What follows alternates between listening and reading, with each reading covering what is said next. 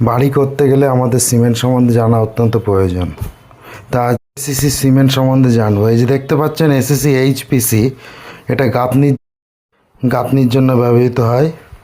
এটা composite cement. এটা ACC F2R, এটা ঢালাইয়ের জন্য ব্যবহৃত হয়। এটাও কম্পোজিট সিমেন্ট। এটা স্ল্যাব, কোলাম, বিম এক্ষেত্রে ব্যবহৃত হতে পারে। এটা এসিসি গোল্ড, এটাও ঢালাইয়ের ক্ষেত্রে ব্যবহৃত হয়। এটা কম্পোজিট সিমেন্ট। এটা ওয়াটার প্রুফিং। এটা জল, কচু পাতার ওপরে যেমন জল দাঁড়ায় না, সেরকম ছাদের ওপরেও এখানে জল দাঁড়াবে না। এটা এসিসি সুরক্ষা, এটা প্লাস্টারিংয়ের জন্য ব্যবহৃত হয়।